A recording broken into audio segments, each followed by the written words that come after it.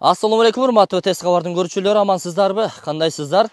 Бүгүн биз сиздерге тест кабардын бул чыгарылышында маңдайымда турган 2 кабаттуу, жалпы 4 бөлмөлүү шаардагыдай шарттар каралган үй боюнча сиздерге толук маалымат берейин.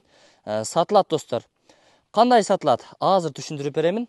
Бул жакта жанында үй чочок бар, банясы, душу, туалети бар. Анан бул жагында болсо 50 баш бата турган, бодомал бата турган чоң сарайы бар.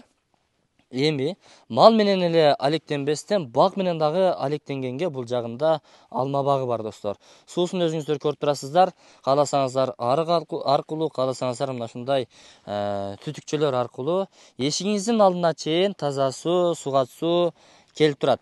Анан эми бул жагында катарынан дөңсөөгө чейин жүзүм эгилген. Бул жерди арка кылып өзүнчө жүзүмдөрдү ийилтип бышырып койсоңуздар болот. Күн десе күн тескейден тиет. Суу десе астынан суу келет. Бак десең бак мына. Наркы тарабы гилас бак, бул тарабы гилас бак, ортосунда алма бак сиздерге калат достор. Жалпысынан достор, бул жерде 43 сотук жер тилкеси сатылып жатат. Анын 13 сотук жер тилкеси мына ушундай турак жай салып каалагандай пайдалана турган чек. Калган 30 сотук бул тарабы дөңсөө жери айыл чарба багытындагы жер, бирок кызыл китеби бар. Ал жагынан эч кыжалатчылык жок достор. Көрдүңүздөрбү, шаардын ызы чуусунан тажагандар келсе болот достор. Себеби мал десе мал кармайт, бал десе балары кармайт, бак десе бак дагы бар достор. Жыргал, дача, салкын, сонун. Айта берсең сөз көп. Анда кеп башынан болсун, ээсинин ыраазычылыгы жана суранычы менен маалымат берүүнү өз мойнума алганмын. Бул жер, дарегин айтып өтөйүн башында, Ош облусу, Араван району, Маңгыт айыл өкмөтүнүн дагы бир белгилүү жеринде турабыз достор. Анда сиздерге жол тараптан бул жерге келүү жолдорун көрсөтөйүн. Андан кийин үйдүн ички шарттарын тартып көрсөтөйүн, сарайга барайын. Анан бул жакта дагы өзүңүздөр көрүп турган курулуштар менен таанышайлы. Кандай дейсиздер? Жүрүңүздөр, эми келүү жолдорун сиздерге көрсөтөйүн. Учурда биз Ош облусунун Араван районуна караштуу Маңгыт айылынан кире бериш жеринде турабыз. Бул жерде 2 ажырым жол келет. Оң тарапка бурулсаңыздар башка жакка кирип кетесиздер. Ортодо заправка бар. Солго бурулсаңыздар мечит жана Жаңы Арык айылына кош келиңиздер деген арканы көрөсүздөр. Сиздер ушул мечиттин капталындагы жолдон түз бара бересиздер. Түз барганыңыздардан кийин жолдон даректи түшүндүрөбүз достор. Жүрүңүздөр. Жанагы биз көрсөткөн жолдон чыкпастан түз келе бересиздер, бирок мына жерге келгенден кийин 2 ача жолго келесиздер. Сол тарапка бурулуп, бул жерде 10 гектарга жакын кокон гилас багы бар. Баардыгы эле билсе керек. Мына ушул кокон гилас багынын сол капталындагы жол менен түз дөңсөөгө чыгып бара беребиз. Тетиги дөңсөөдөн жолукканча достор. Жанагы биз көрсөткөн жол менен түз келе атасыздарбы? Албетте, сол тарабыңыздарда, оң тарабыңыздарда мына ушундай чоң кокон гилас багы бар.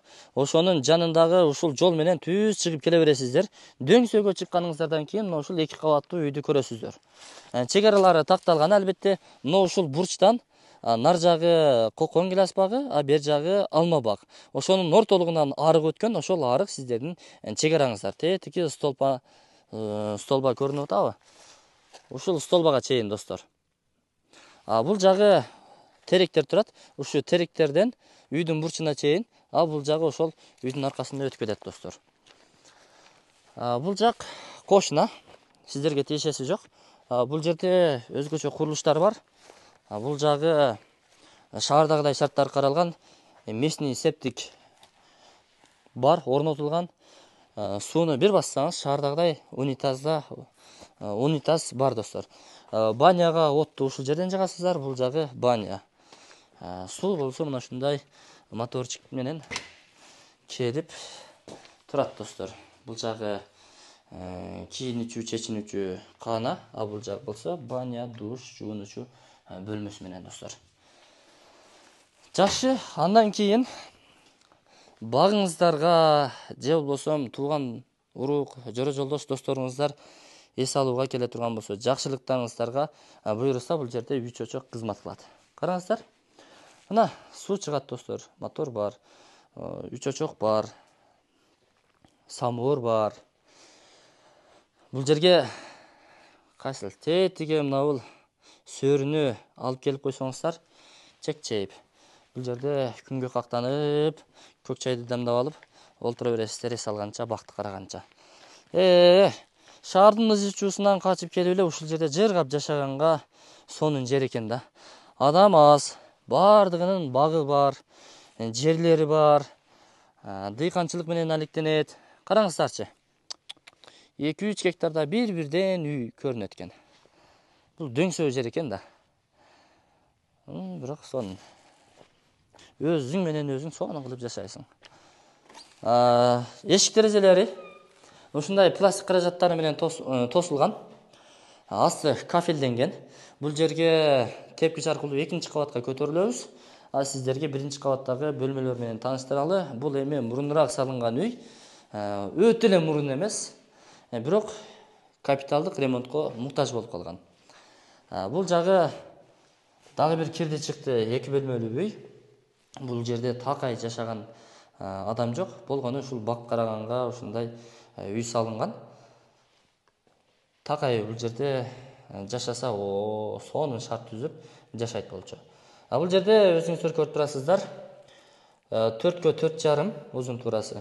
Эки тараптан батыш жана түштүк тараптан терезелер орнотулган.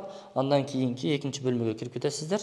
2-чи бөлмөсү дал ошондой 3,5га 4,5 болгон дагы бир жатак бөлмөсү. Бул жерден дагы ошол түндүк тараптан жана батыш тараптан терезелери орун алган достор.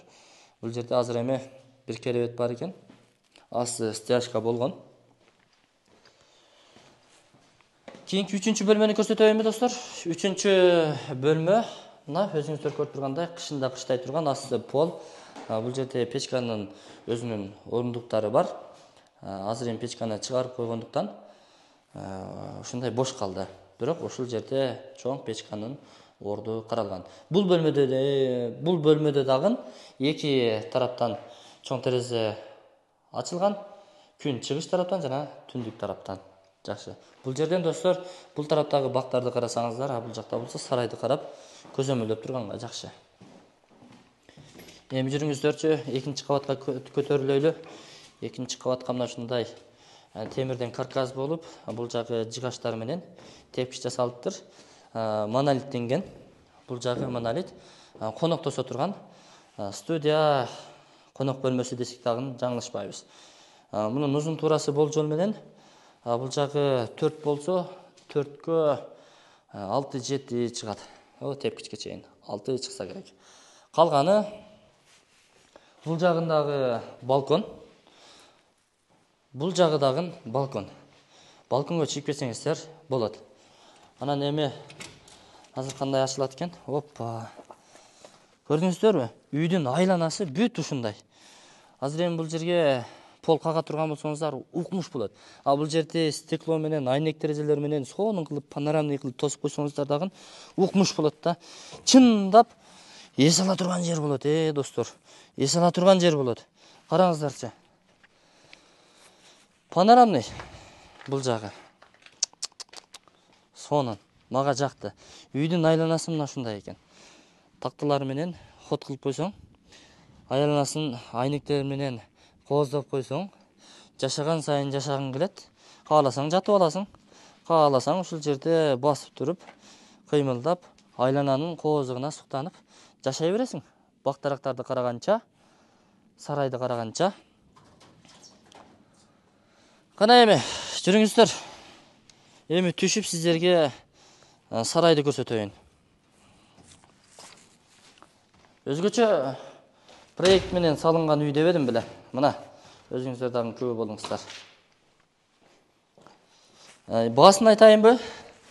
Баасы $145 миң бааланды. Кеми болот, сүйлөшүү жолдору бар. Андыктан качпаңыздар. Секин эсин тамырын тартып, колун кысып, барбарака кылып сүйлөшсөңүздөр болот достор. $45 миң кеми бар. Варианттар болсо сүйлөшүп көрөсүздөр. Эсинен сурабай калыптын ошол жагын. алмашуу жолдору барбы же жокпу, тигиби деп. Жер же жол тандабасын аларга. А бул жагы ошол сиздерге карайт достор. Мына темир тосмолор зым сеткалар менен тетиги ажатканадан бери сарайдын аркасынан ушул бурчка чейин барат. А бул жерде болсо сарай, көрдүңүздөрбү? Чоң сарай. Мал кармай бересиздер. Бул жерде 50 баш бодо малдарды баксаңыздар болот, кеңири. Буга чейин дагы кармалган, сиздер дагы кармап иштесеңиздер болот.